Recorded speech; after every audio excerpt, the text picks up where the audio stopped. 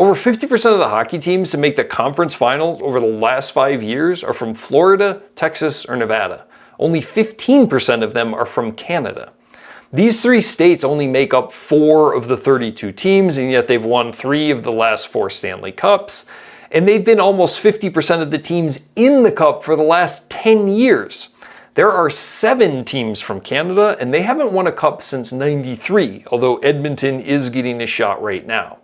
But my channel is about economics, so why am I talking about hockey? Well, as a financial advisor and a hockey referee, when the NHL makes the front page of the Wall Street Journal, I've got to cover it. Here's the article, "Winning the Stanley Cup is more taxing than ever." The one thing that Florida, Texas, and Nevada all have in common is that there's no state income tax. Compare that to places like Canada, California, and New York that have tax rates around 50%, and it has a dramatic impact on players' take-home pay. But it goes beyond that, which the article covers, and we will get to in a minute. But first, let's take a look at what your average player would make playing for 3 different teams. In Montreal, playing for the Canadiens, the average player earning about $3.5 million, paying 53% taxes, would take home about $1.6 million. In New York, playing for the Rangers and the Islanders, taxed at 48%, their take home would be about $1.8 million. But in Florida, where there's no state income tax, only taxed at 37%, playing for the Panthers or the Lightning, their take-home pay would be $2.2 million. Your average player moving from Montreal to Florida would make $600,000 more. That's a 36% increase in their take-home pay. The article explains that it's not that simple.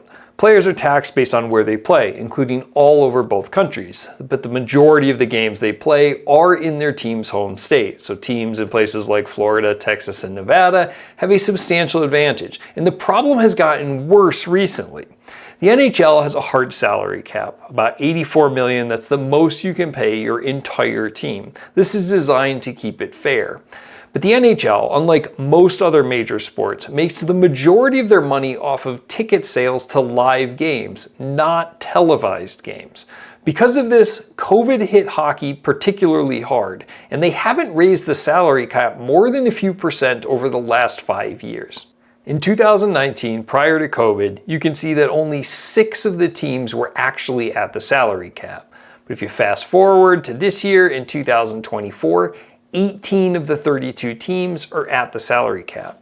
So if you're struggling to pay the best players what they're worth because your team is already at the salary cap, then being in a state with no income tax is a huge advantage. Your salary cap is effectively higher because the players get to keep more of the money that you're paying them. Now you might think this is a good reason not to run a hockey team in place where there are high taxes, but that's not the case. If we look at this NHL teams by revenue, we see that all of the top teams by revenue are places with high taxes. Edmonton, Toronto, LA, New York, Montreal, New Jersey, Boston. Now, Vegas is fairly high, but the rest of the team, the Stars, are kind of in the middle, and both Florida teams are in the bottom half. The top revenue teams in places with high taxes can afford to make up the difference in take-home pay, but not unless they raise the salary cap. Look, none of these guys are crying poverty, but it's hard to argue that this is not having a substantial impact on the game. If you like learning about these interesting ways that economics influences society, then check out this video about the prisoner's dilemma and something else called the public goods game. It just might restore your faith in humanity. Otherwise, stick around the channel for similar content, and I will talk to you soon.